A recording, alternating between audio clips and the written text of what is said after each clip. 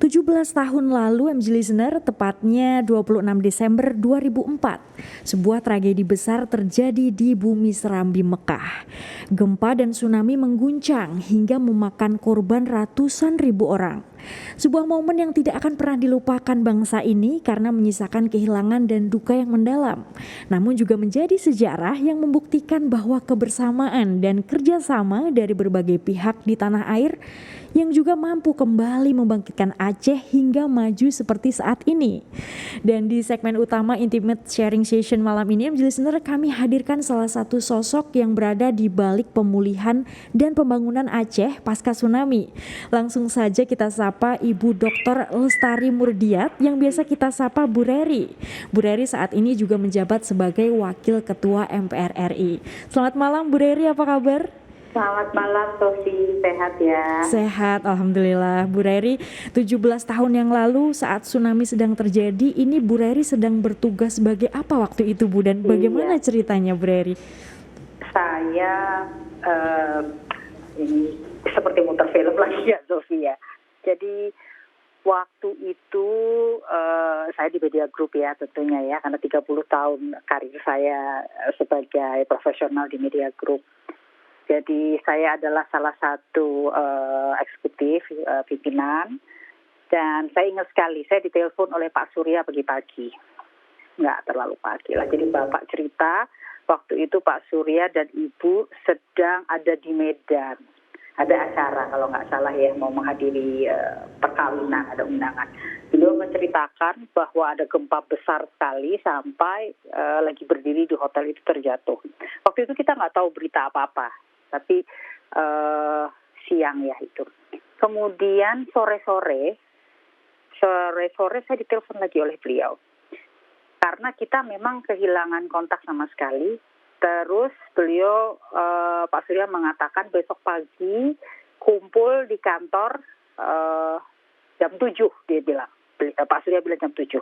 Karena Pak Surya meyakini ini gempa besar sekali. Waktu itu kita, Metro TV, adalah stasiun televisi berita pertama atau yang berhasil mendapatkan gambar, dan SNG kita yang ada di Medan bisa bergerak ke Lok Sumawe dan bisa mendapatkan berita.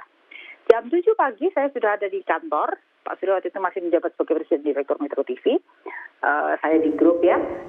Terus kita sudah bisa mendapatkan informasi. Kan telepon semua terputus, tapi sudah dari Medan itu sudah dapat informasi, lalu kemudian diputuskan untuk tim dari Metro berangkat, gambar pertama bisa dikirimkan, dan hari Senin saya ingat sekali itu kemudian diputuskan kita membuka dompet yang waktu itu belum dinamakan Indonesia Menangis, tapi pokoknya dompet kemanusiaan lah. Jadi dibuka. Metro TV, Media Indonesia, Lampung Pos waktu itu, MG News, Radio News belum ada ya. Jadi itu di bawah bendera Media Group.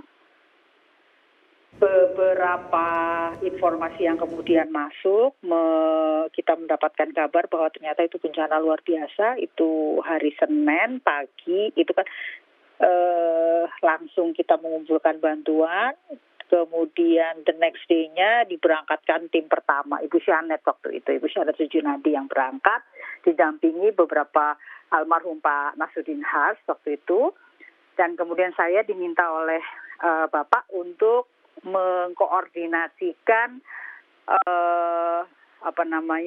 mobilisasi. Cepat sekali dari ketiga kemudian kita sudah bisa berangkat berdasarkan juga informasi yang masuk. Jadi kawan-kawan yang Ibu Syanet berangkat kebetulan kan karena kita juga ada pekerjaan di Aceh. Jadi sebelum tsunami itu Media Group sudah memulai satu pekerjaan ya. Jadi kita memiliki satu konsesi masih zaman jauh sebelum tsunami yang baru akan mulai dikerjakan, dan di situ kita punya telepon satelit waktu itu di bawah, jadi bisa berkomunikasi. Kemudian hari ketiga berangkat dengan membawa bantuan waktu itu. Di situ kita sudah bisa sudah menggunakan nama Indonesia Menangis. Ada dari lagu yang dinyanyikan oleh Sherina waktu itu ditulis khusus dan dinyanyikan khusus buat program dari Metro TV. Dan selama 40 hari semua acara ditiadakan, jadi semua difokuskan untuk memberikan berita dan updated mengenai situasi apa yang terjadi pada saat tsunami. Aduh, saya nggak bisa membayangkan itu ya. Kalau menceritakan lagi, datang pertama ke Aceh, yang kita, saya ingat sekali kita tiga pesawat ya, 4 pesawat dengan pesawatnya Pak Surya Paloh. 3 pesawat lain, ada 1 bantuan besar dari Freeport, 1 pesawat dari Lion Air, dan kemudian kita dibantu ada 1 pesawat dari FedEx waktu itu membawa bala bantuan. Kita mendarat di Aceh. Waktu sampai dan mendarat, pesawat dari waktu itu, masalah yang pertama adalah tidak ada yang menurunkan barang-barang. Jadi itu juga sebentar di luar, di depan airport itu orang-orang udah pada berkumpul, kelaparan, menangis. Dan begitu turun, di jalan itu masih banyak mayat-mayat.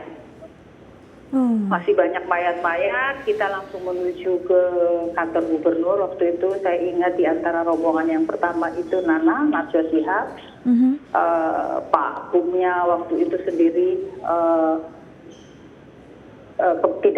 tidak apa-apa ya, tapi kelihatan sekali semuanya lumpuh dan saya tidak bisa menceritakan lagi karena ini satu pengalaman yang luar biasa. Dan betul-betul waktu itu kita berada dalam situasi chaos.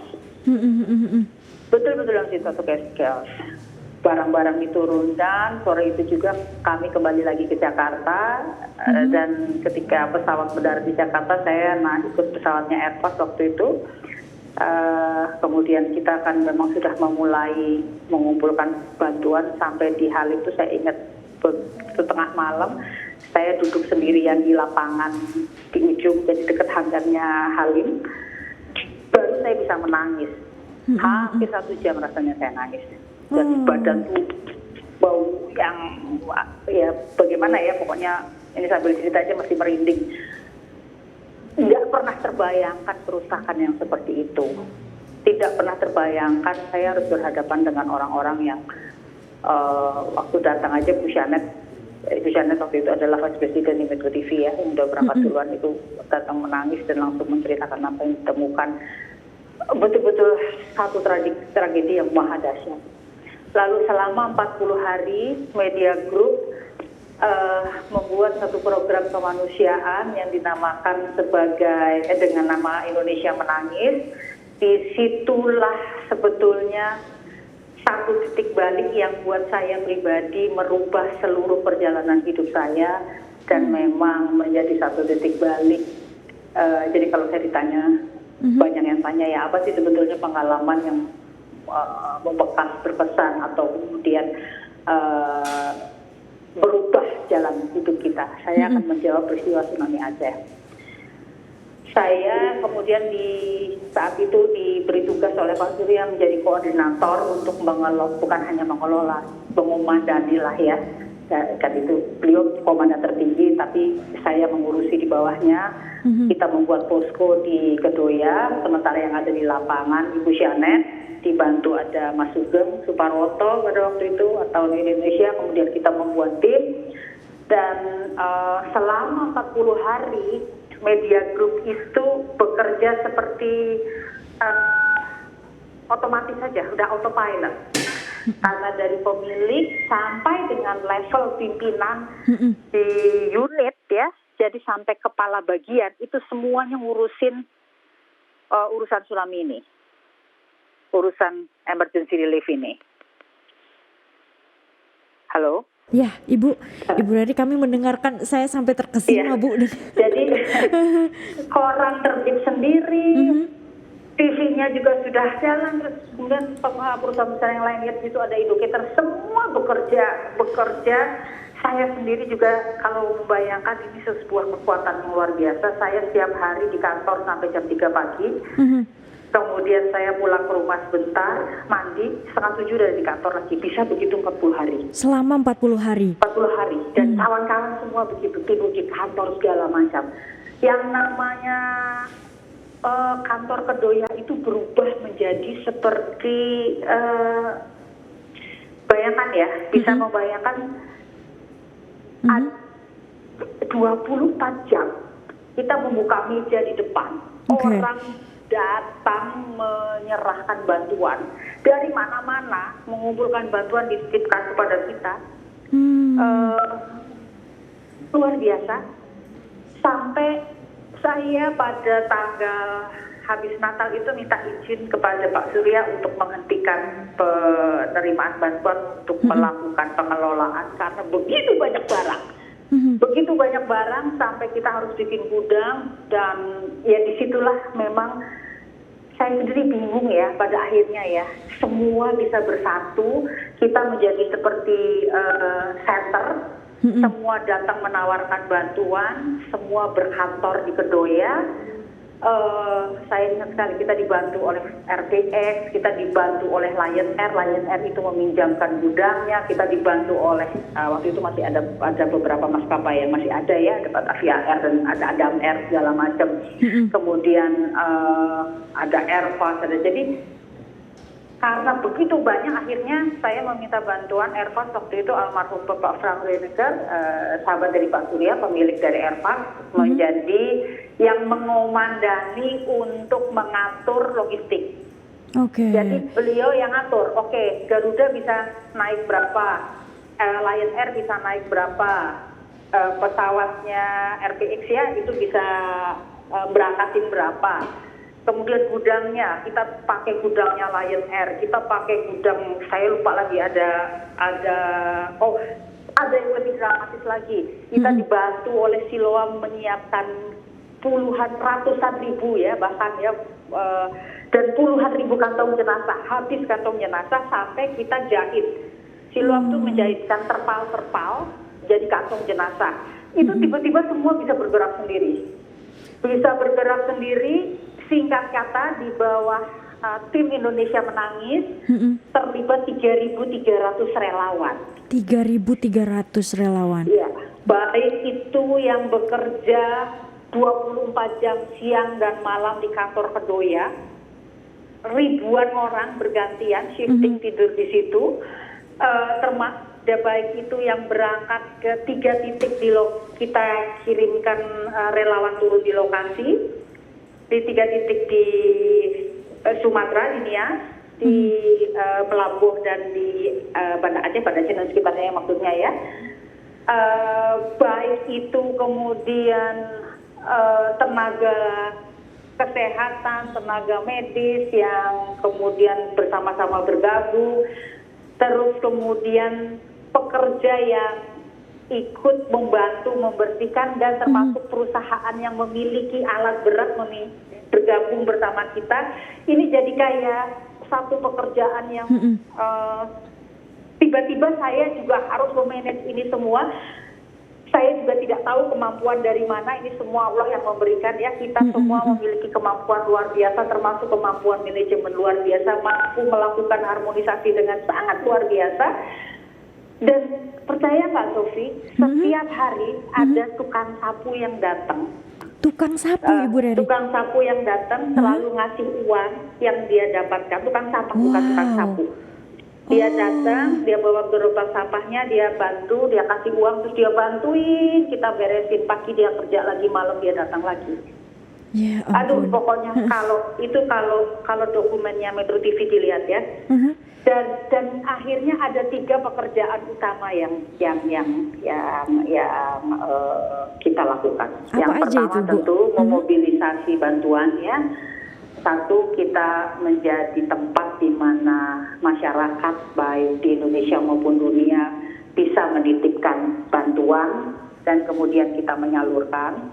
di lapangan kita punya tim, dan tim kita tidak bekerja sendiri tapi bergabung dengan banyak relawan. Jadi misalnya contoh di Aceh yang bergabung tuh banyak sekali relawan dari mana-mana bergabung, kita kirim barang, nanti mereka yang menyalurkan gitu. Dan itu puluhan jumlahnya, puluhan organisasi ya, bukan hanya orang. Jadi semua tiba-tiba bisa terbentuk sistem seperti itu. Kemudian medis. Yang ketiga ini yang luar biasa adalah Metro TV kemudian mendirikan posko orang hilang. Jadi di lobi bawah itu awalnya sebetulnya nggak sengaja. Awalnya tidak sengaja karena tiba-tiba kita, jadi kan ada berita kan, kalau ada berita tuh terus nanti kita didatengin. Karena mereka lihat, oh ternyata ada saudaranya. Masih hidup kan, nggak bisa komunikasi. Jadi akhirnya waktu itu Ibu Sasa Yusya Yahya masih ada di Metro TV, masih menjabat sebagai programming direktur. Kita akhirnya membuat 3 meja, kita siapkan semua liputan-liputan, taping-taping, silahkanlah mereka nyetel sendiri dengan TV untuk melihat, dibantu, ada staff. Jadi itu banyak sekali yang menyedihkan. Ada yang tiba-tiba menangis terus bersujud karena ternyata keluarganya masih hidup. Ada yang tiba-tiba menangis meraung-raung karena ternyata kita harus melakukan hal yang juga sangat berat buat kita. Jadi teman-teman di lapangan itu menyorot wajah orang yang meninggal yang dijajar itu. Dan tidak untuk ditayangkan, untuk mencari tahu aja ini siapa. Dan jadi di pojok di lobi depan, kalau yang pernah ke Metro TV di Grand Studio itu di 3 titik itu disiapkan meja dengan TV dengan tim semua. Jadi 3 kegiatan besar itu. Dan seluruh kegiatan itu dilakukan selama 40 hari. Dan kegiatan Indonesia Menangis sendiri diputuskan oleh Bapak Surya Paloh dihentikan. Maksudnya yang kegiatan untuk ini, saya sambil mohon maaf ya mungkin agak emosi lagi ya kembali mengingat peristiwa-peristiwa yang lalu ya. Dihentikan 40 hari karena setelah 40 hari pada saat itu kita melihat bahwa kalau orang ya sudah bisa berdiri tegak lagi lah ya. Jadi kalau sebelumnya adalah Indonesia Menangis, setelah hari ke-40 yang kita putar di TV adalah Badai Pasti Berlalu dari Berlian Tahur waktu itu. Dan kemudian di hari ke-40 lah diputuskan bahwa emergency response itu dihentikan dan kita kemudian beranjak kepada kegiatan pasca bencana. Dari total kegiatan Indonesia Menangis, Media Group mendapatkan amanah dari publik sekitar 160 miliar pada waktu 160 miliar lebih lah datanya. Ya, jumlah tepatnya saya lupa, tapi semua bisa diakses, masih bisa dilihat karena kami meminta akuntan publik waktu itu Ernst & Young mendampingi dan mengaudit, karena kita tahu begitu hari ketiga keputusan itu diambil oleh Pak Surya, di hari kedua begitu dompet kemanusiaan dibuka dan begitu banyak yang saya ingat waktu itu yang pertama-tama besar sekali memberikan bantuan langsung waktu itu bukan PT Freeport Indonesia tapi Jim Bob almarhum ya, Bob Buffett ya, pemilik Freeport memberikan 5 miliar langsung. 5 miliar. Terus kemudian beberapa bank besar sekali waktu itu kan ya, Pak Surya sendiri atas nama Media Group 1 miliar. Jadi hari pertama kita sudah punya 10 miliar, dari 10 miliar itulah yang kemudian kita gunakan untuk memobilisasi bantuan pertama dan terus mulai dari sampai pernah ada satu situasi di mana karena kita kemudian membuka ya, waktu itu ada beberapa bank baik bank swasta maupun bank pemerintah yang hang karena begitu banyak orang yang mengirimkan lewat online. Dan kemudian Harian Media Indonesia menerbitkan setiap hari berhalaman-halaman siapa yang menyumbang dan angkanya berapa, dan karena udah halamannya terlalu banyak akhirnya diputuskan untuk dilaporkan secara online dan memang diaudit terus. Nah, dari dana yang terkumpul 35% digunakan untuk kegiatan emergency relief ya. Itulah yang tadi saya sampaikan. Jadi hampir 40 atau 50 miliar dengan saya ya. Sepertiga lah ya untuk biaya logistik, bantuan ya, biaya kedaruratan. Nah, sisanya itulah yang kemudian dikelola karena undang-undang atau peraturan kita mewajibkan bahwa dana bantuan harus ditaruh di dalam satu lembaga yang independen. Maka dibentuklah Yayasan Sukma yang kemudian mengelola dana bantuan tersebut. Sisa dari dana bantuan tersebut yang semuanya sudah dipertanggungjawabkan. Dari sisa dana bantuan yang masih ada 2/3 inilah kemudian Pak Surya memutuskan untuk kita mengambil peran di rehabilitasi dengan mengambil peran di bidang pendidikan. Karena beliau mengatakan kepada saya ada 4 hal. Apa itu, Bu Neri? Yang pertama, jadi sebelum 4 hal ini ya, yang jelas lebih dari 1.000 guru ya hilang. 1.000 Belum guru hilang. lagi puluhan bangunan pendidikan tinggi rusak dan ratusan ribuan sampai sekolah-sekolah itu rusak. Jadi ada learning loss. Aceh kehilangan 1 generasi. Dan waktu itu masih kondisi konflik.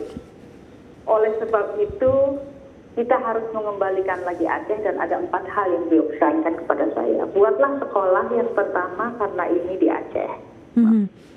Harus betul-betul sekolah yang kembali bisa mengembalikan Aceh. Beliau waktu itu menceritakan kepada saya ketika Jepang, restorasi Meiji ya, ketika Jepang kalah yang ditanya oleh Kaisar pertama adalah berapa guru-guru yang masih hidup. Nah itulah yang terjadi, Aceh kehilangan ribuan guru. Jadi kita harus bangun lagi pendidikan, bukan hanya gedungnya, tetapi pendidikan dalam sebuah pemikiran atau sebuah konsep yang utuh. Bagaimana melahirkan lagi 1 generasi. Di mana karena Aceh kita harus bisa punya sekolah yang pertama. Kita tahu persis apa yang sedang terjadi pada waktu itu.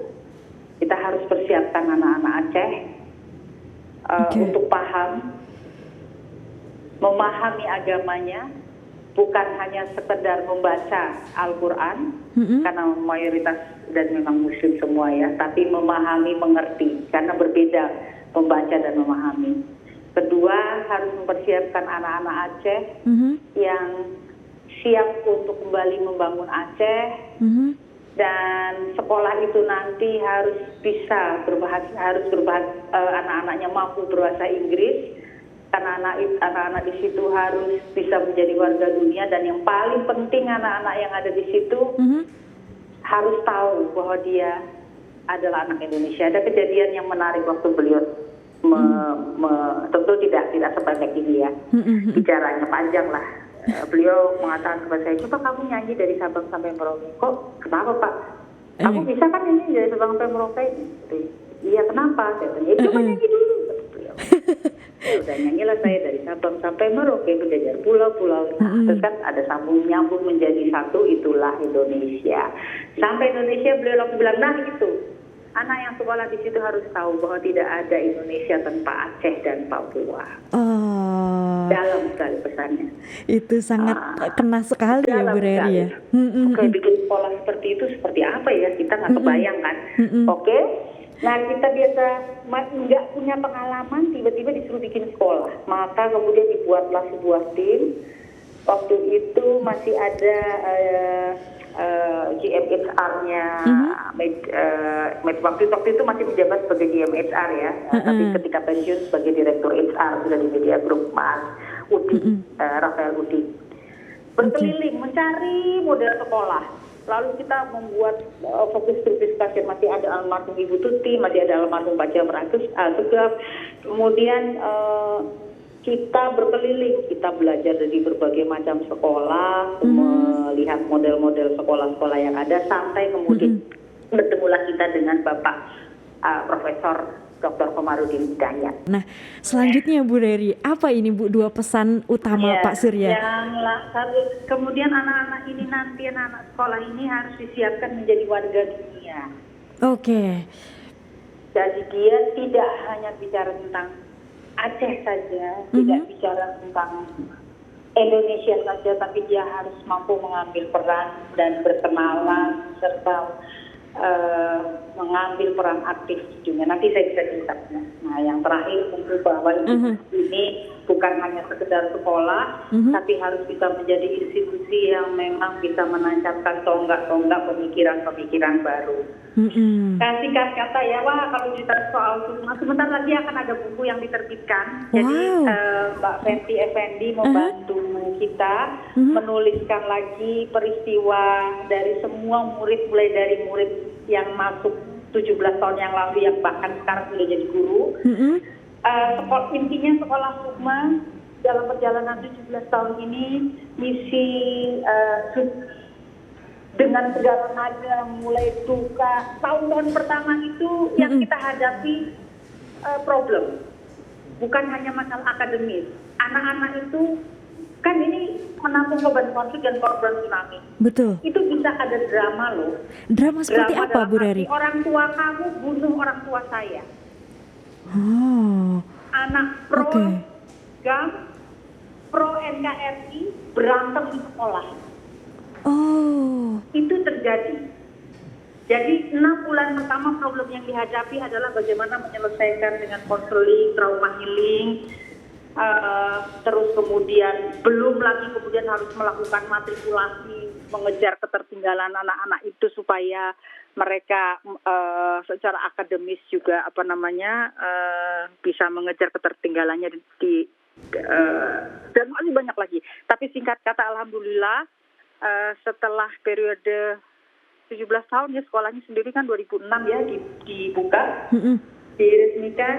Saat ini Sekolah Sukma Bangsa terlepas dari sudah meluluskan begitu banyak angkatan dengan prestasi-prestasi akademik yang luar biasa. Sekolah Sukma Bangsa mampu mengirimkan 30 guru-gurunya untuk mendapatkan gelar dari Finland University. Wow. Master in Teaching Education. Jadi yang diinginkan pesan Bapak bahwa ini harus menjadi institusi pendidikan yang bukan cuma sekedar sekolah sudah berhasil. Sekolah Sukma Bangsa adalah mungkin satu-satunya sekolah ya, malah katanya satu-satunya sekolah. Saya diberitahu karena pada waktu saya ambil mengerjakan disertasi saya, antara lain saya meneliti sekolah ini, adalah sekolah yang memiliki jurnal pendidikan terakreditasi Bintang 4. Targetnya sebentar lagi kawan-kawan guru insya Allah kalau semua lancar akan naik kelas menjadi Scopus. Dan itu kan luar biasa. Jurnal ini ya bergengsi ya. Kemudian mengambil peran di dunia sudah dilakukan 2016, tim dari Sukma Bangsa bersama dengan ini sebenarnya tim kemanusiaan Paloh ya, menjadi bagian utama dalam proses pembebasan sandera ABK Indonesia yang diculik oleh Abu Sayyaf. Dan sebagai bagian dari proses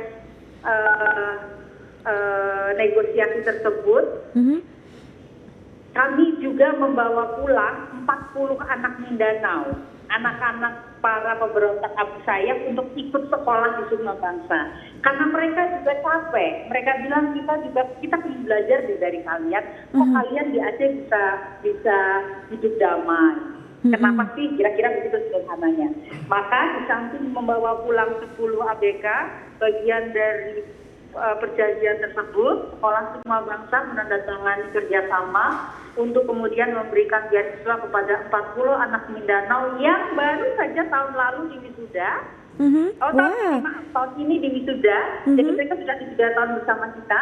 Dan pada saat kenduri kebangsaan di 2020, persis sebelum COVID, mereka berkesempatan bertemu dengan Presiden Jokowi dalam acara kenduri kebangsaan yang dilakukan. Dan Sekolah Sukma Bangsa sudah menjalankan peran bukan hanya sebagai institusi pendidikan biasa, tetapi setelah pasca Pileg dan Pilpres 2019 di mana bangsa ini nyaris tercabik oleh perbedaan dan kemudian perpecahan akibat perbedaan pilihan politik yang kita rasakan sangat keras dan panas waktu itu.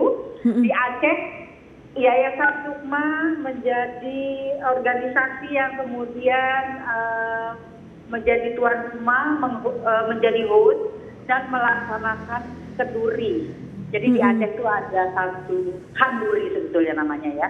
Jadi masak rame-rame dengan kuali dan belanga, kita masak gulai rame-rame dengan belanga-belanga yang besar-besar sekali. Di situ kemudian kita makan bersama dan itu adalah pertanda adalah sebuah upacara yang menandakan bahwa kita bersatu kembali sebagai sebuah bangsa, kemudian melupakan perbedaan yang ada, dan Yayasan Sukma mengambil inisiatif dan menjadi tuan rumah acara itu di bulan Februari 2020. Jadi perjalanan selama 17 tahun ini dari institusi pendidikan Yayasan Sukma sudah bertransformasi melalui semua proses, bagaimana kemudian yang pertama tentu memiliki kemampuan untuk seluruh jajaran yang ada ya di dalam institusi tersebut ya,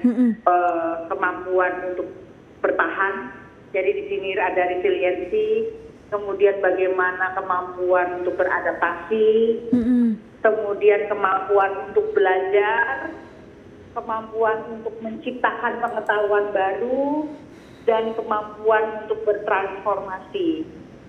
Nah, proses ini betul-betul terjadi sebagai sebuah siklus yang tidak pernah saya bayangkan Yayasan Sukma awal, sekolah Sukma Bangsa bisa menjadi seperti sekarang, dan seluruh yang dicita-citakan oleh Pak Surya serta semua yang berada di dalam perjalanan 17 tahun ini berhasil kemudian membuat satu model pendidikan baru yang mengutamakan di situ bukan hanya kemampuan akademis dari para murid-muridnya, tetapi juga melahirkan insan-insan yang betul-betul memahami dan menghargai adanya perbedaan, karena di sekolah ini diajarkan bahwa perbedaan itu merupakan sebuah anugerah dan perbedaan adalah sesuatu yang harus dijaga dan bukan untuk dipertentangkan. Dan sekolah ini kemudian berhasil juga menciptakan satu komunitas dan menjadi bagian dari sebuah sistem dan ekosistem pendidikan di dunia. Karena kemudian sekolah ini juga memiliki hubungan dengan berbagai macam institusi bergengsi, pendidikan bergengsi, dan menjadi semacam dalam tanda kutip laboratorium hidup. Wow. Inilah antara lain perjalanan yang didapat, dan ini semua adalah kerja dari semua pihak yang tergabung dan sudah mencurahkan dedikasinya luar biasa. Di bawah pimpinan Mas Baidowi dan Profesor Komarudin Hidayat, para guru-guru, kemudian juga, wah itu kalau cerita dramanya di samping tadi yang berantem, ada cerita lain lagi, Sofi. Apa Bu Reri? Bulan pertama itu sekolah ini mau dibakar. Dibakar? Kenapa bisa begitu Bu Reri? Jadi ceritanya, waktu itu kan Aceh itu kan awal kan baru masa perdamaian kan. Oke. Penandatanganan kan. Tapi 3 wilayah itu sangat berbeda, Lok Sumawe, Biren, dan Pidi. Mungkin karena karakteristik situasi ya. Lok Sumawe itu mungkin karena dulunya juga kota industri, kemudian Pidi memang Biren itu memang nuansa pendidikannya itu kental, ya. Itu sangat dinamis dan sangat progresif. Tapi Pidi memang itu wilayah yang keras, wilayah tradisional, dan selama konflik itu berubah menjadi tempat-tempat yang daya-daya besar, daya-daya yang kemudian menjadi sangat tertutup, tidak bisa menerima paham baru, itu sangat kental gitu. Sukma itu tiba-tiba beredar satu pamflet bahwa Sukma itu adalah kepanjangan adalah Sekolah Kristenisasi Masyarakat Aceh. Wow. Yang Kemudian ada tuduhan bahwa mengajarkan ajaran sesat, ada tuduhan kemudian bahwa mau mengajarkan agama tertentu, merubah, macam-macam tuduhan lah ya. Sampai kemudian sekolahnya sudah diserang. Sampai sudah kami diserang. harus mengevakuasi. Jadi kan gini, salah satu bagian dari trauma healing itu kan berkesenian. Nah, jadi kita itu mengajarkan anak-anak main operet, bernyanyi. Nah, itu dianggap mengajarkan ajaran sesat. Sampai guru keseniannya kita larikan, jadi dibantu oleh tentara dilarikan keluar dari Aceh. Wah, waktu itu mengerikan sekali situasinya. Mau dibakar di Jakarta kita rapat, kemudian Pak Surya akhirnya telepon ke salah satu ulama yang ada di situ. Saya ingat sekali dari ruangan Pak Surya bilang begini, Buya, saya minta waktu, kasih saya waktu 6-8 jam, dia bilang. Saya akan kirim SMG dari Medan. Nanti kalau SMG sudah datang, Buya silahkan bayar bakar sekolah itu, kata Pak Surya. Dan saya akan bicara di televisi, saya akan minta maaf karena saya tidak mampu menjaga amanah bantuan masyarakat kepada kita. Itu sampai seperti itu, si pemimpin yang mau bakar ini langsung bilang, oh ya kita tidak begitu. Kan mereka pakai bahasa Aceh ya, pokoknya Pak Surya Aceh saja.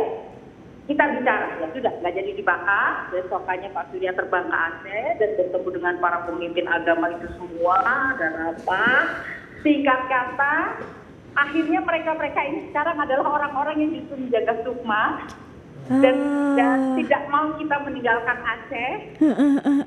Dan ya memanglah waktu itu kan bagian dari konflik segala macam ya, jadi panjang ceritanya. Itu sampai kita mengalami seperti itu.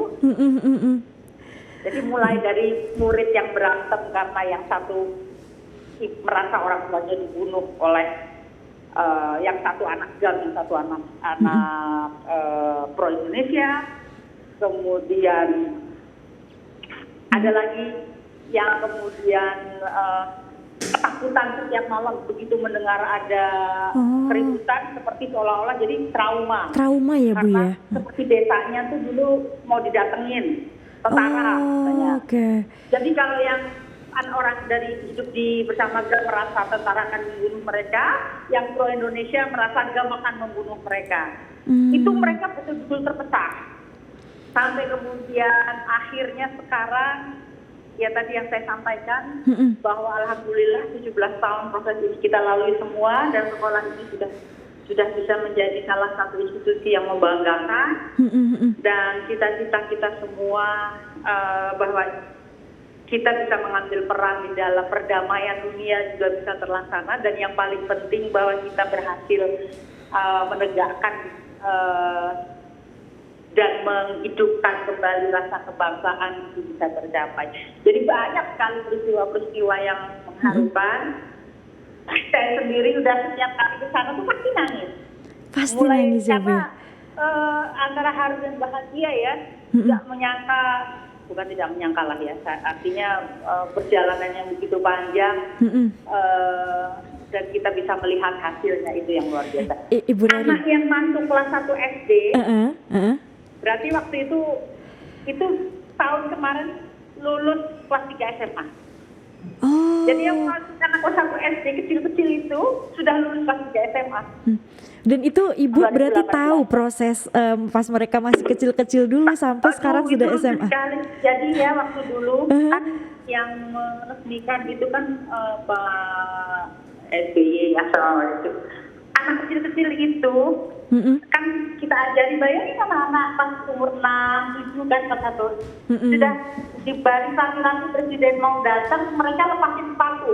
Lepas sepatu, kenapa Ibu? Mereka nggak bisa pakai sepatu. Lagi baris baik-baik begitu, tiba-tiba ada suara helikopter gitu, bubar barisnya.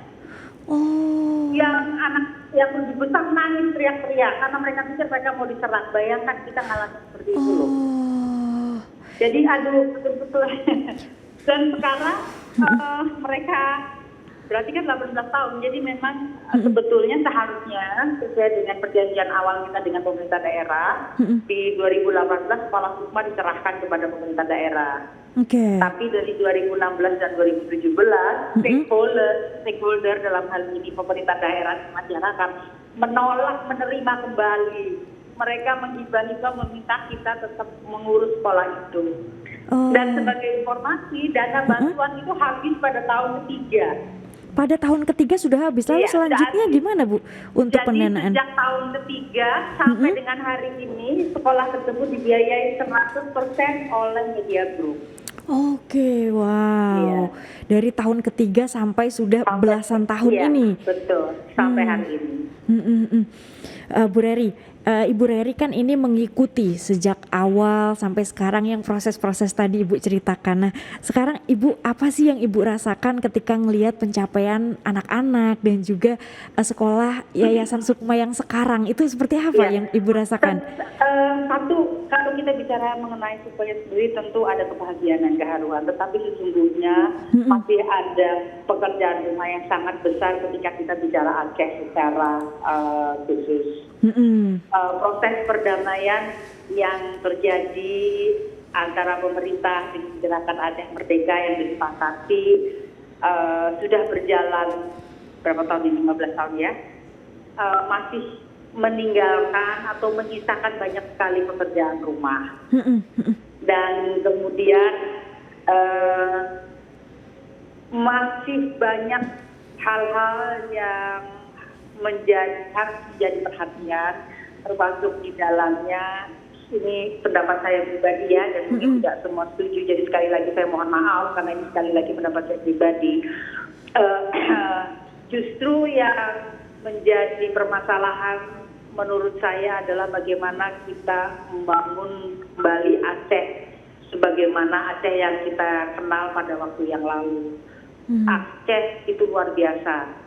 Kita kenal orang-orang hebat dari Aceh, orang-orang luar biasa. Sejarah juga mencatat bagaimana kemudian Aceh menjadi daerah istimewa karena masyarakat Aceh terlibat langsung dalam proses kemerdekaan Indonesia bersama-sama, kemudian membelikan pesawat seulawah ya kalau kita ingat ya.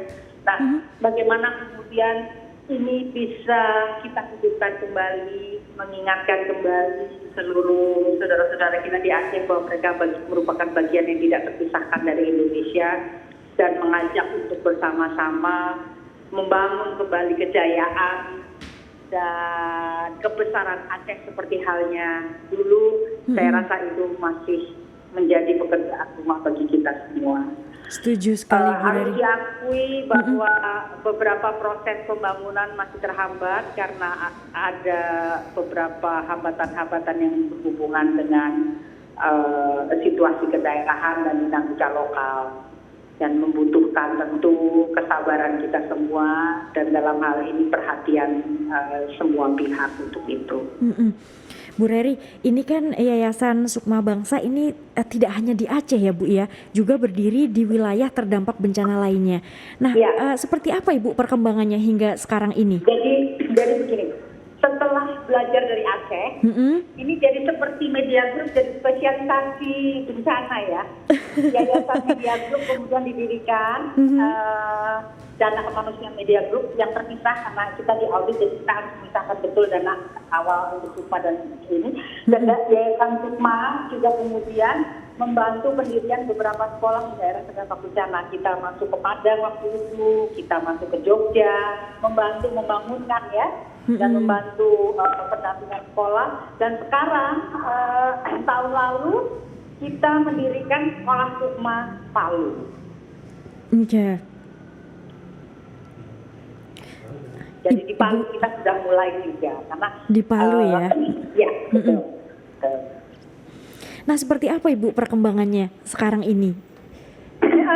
Jadi Memang seperti yang tadi saya ceritakan, pesan dan keinginan Pak Surya terhadap Yayasan Sukma, kawan-kawan Sukma juga membuat sebuah kegiatan yang dinamakan dari Sukma untuk Indonesia. Dan Sukma berbagi, di mana di sini guru-guru Sukma banyak berkeliling Indonesia, kemudian membantu sekolah-sekolah yang berada di daerah 3T untuk melakukan transfer knowledge. Kemudian sekolah Sukma juga membuka, sekolah Sukma di Aceh ya, membuka diri sebagai teacher training center. Jadi banyak guru-guru dari tempat lain yang kemudian datang, tinggal dan belajar bersama. Dan sudah ada sejumlah buku-buku yang sudah diakui yang menjadi pegangan untuk peningkatan kapasitas guru. Oke, Bu Reri, ini Bu Reri dari MG Radio Network ini juga mengucapkan selamat karena Ibu sudah meraih gelar doktor di bulan September lalu dengan predikat cum laude nih MG listener. Dan ini disertasi Ibu, ini berjudulnya, ini dengarkan baik-baik ya MG listener. Ini transformasi pengelolaan organisasi di daerah pasca bencana dan pasca konflik, studi kasus yayasan dan sekolah Sukma Bangsa. Nah Ibu, apa yang Ibu hasilkan dari penelitian ini Bu Reri?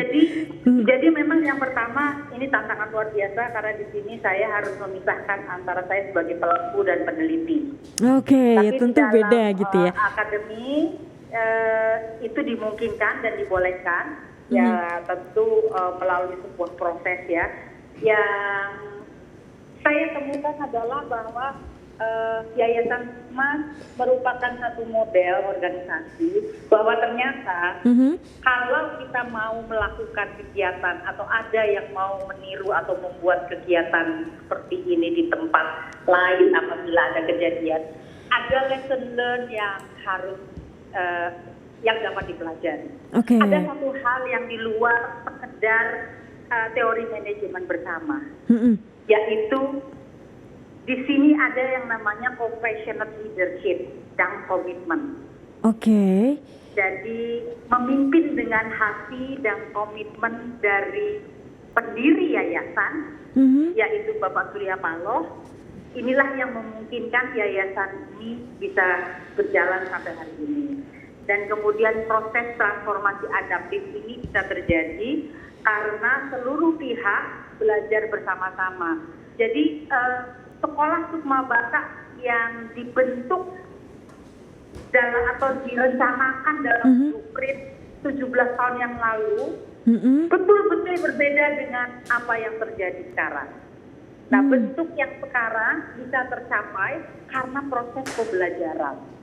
Proses pembelajaran yang kemudian, jadi kalau dalam teori manajemen itu ternyata setelah kita belajar ini nggak cocok, kita harus menemukan lagi cara yang lain. Jadi misalnya nih ya, kalau ininya sederhananya, kita dari Senayan mau ke Kedoya. Tadinya kita mikir, oh iya udah kita lewat jalan Sudirman, habis itu nanti naik Semanggi belok lurus, Tomang belok, sampai Kedoya. Ternyata itu nggak bisa begitu. Baru jalan sampai depan Senayan, bundaran Senayan, tiba-tiba kita ngadepin demonstrasi, nggak bisa ditembus. Makanya kita harus muter lagi, kita harus cari jalan lagi lewat Kebun Kacang. Baru sampai dekat keluar karet gitu, tiba-tiba kita nggak bisa nembus karet lagi, karena ada iring-iringan jenazah yang nggak memungkinkan kita motor. Kita harus balik lagi ke Tamrin lagi. Kira-kira seperti itu. Sampai akhirnya kemudian ternyata endingnya kita nggak bisa ending di Kedoya. Ternyata kita harus berhentinya itu bukan di Kedoya, tapi ternyata kita harus harus berada di Tangerang. Kira-kira seperti itulah kalau kita Nah, jadi yang kita rencanakan awal dengan bayangan kesempurnaan ternyata tidak bisa terjadi karena yang kita anggap sempurna menurut kacamata kita itu bukan sempurna untuk diterapkan di Aceh dan di daerah pasca bencana dan pasca konflik. Jadi kita tidak boleh menggunakan paradigma yang awal. Ini hasil penelitian ya. Dan harus begitu banyak penyesuaian, harus begitu banyak pembelajaran yang membuat kita harus menata ulang. Tapi bottom line dari ini semua adalah kalau kita mau bekerja di daerah seperti itu, di samping tadi ada komitmen bisa memimpin dengan hati, kita tidak boleh berhenti menjadi seorang pembelajar. Wow, memimpin dengan hati Bu Reri ya. Itu keyword yang Memimpin dengan hati dan menjadi pembelajar. dan menjadi pembelajar. Ya. Terus jadi adaptif begitu ya Bu ya. Betul. Jadi pertama resilient, bertahan, adaptif, terus menerus belajar, menciptakan pengetahuan baru. Itu satu proses transformasinya. Ibu Reri, ini dari semua yang Ibu jalani selama membangun Sekolah Sukma Bangsa dan juga Ibu sekarang sebagai Wakil Ketua MPR RI begitu, apa pesan yang ingin Ibu sampaikan kepada bangsa ini dan juga mungkin kebijakan yang Ibu dorong begitu dalam dunia pendidikan di Indonesia khususnya bagi anak-anak korban bencana, Bu Reri? Ya, satu yang pertama tentu bahwa kita menyadari bahwa kita akan terus hidup di dalam bencana dan alam karena memang secara geografis negara kita berada pada satu gugusan ya, kepulauan cincin api, gempa, kemudian bencana-bencana lain, sehingga kita sudah harus memiliki kemampuan untuk bisa setiap saat melakukan respon. Itu yang pertama. Respon dalam bidang pendidikan antara lain adalah kemampuan kita apabila terjadi bencana, hal-hal apa yang harus dilakukan. Sekolah darurat misalnya. Bagaimana kemudian kita memiliki kurikulum yang adaptif atau pola pembelajaran, pengajaran, belajar dan mengajar yang adaptif yang bisa langsung diterapkan setiap kali terjadi hal-hal yang luar biasa. Itu yang selain itu adalah kita negara itu besar sekali, luas sekali, dan kemampuan anak-anak kita di setiap wilayah itu berbeda-beda. Bukan karena mereka tidak bisa, tapi memang pada saat tertentu belum memungkinkan bagi kita untuk bisa memiliki sebuah standar yang sama, masih dibutuhkan waktu. Dan oleh sebab itu yang ingin saya titipkan adalah bahwa apalagi ya kalau ini konteksnya pandemi seperti sekarang, kemampuan kita untuk bisa memberikan anak-anak kita pendidikan bukan hanya menjadi tugas dari institusi formal saja, tetapi menjadi tugas bagi kita semua. Jadi saya menghimbau semua yang memiliki kesempatan dan kemampuan untuk bisa mengambil peran sesuai dengan apa yang dimiliki dan bukan hanya dimiliki tapi sesuai dengan kemampuannya masing-masing ya, untuk bisa mengambil peran dalam memajukan pendidikan di Indonesia, karena kita tidak akan bisa mengejar ketertinggalan kita kalau kita hanya menyerahkan ini kepada institusi pendidikan semata. Ibu Reri, ini 1 jam sudah kita mendengar banyak sekali cerita-cerita yang barangkali belum pernah dengar begitu MJ Listener, dan juga saya baru pertama kali dengar juga tentang tadi Ibu di balik layar seperti apa, terus kemudian gotong royong, kebersamaan saat tsunami Aceh begitu, sampai kemudian melalui pendidikan Yayasan Sukma Bangsa hadir, dan juga sampai sekarang begitu ya Bu ya, sudah Aceh sudah mulai bangkit lagi. Bu Reri, kami terima kasih sekali atas waktunya dan juga cerita yang sangat intimate pada malam hari ini. Semoga tadi yang Ibu terima kasih banyak. Yang Ibu sudah penelitian dan juga tadi harapan-harapan yang Ibu dorong itu semoga terlaksana semua.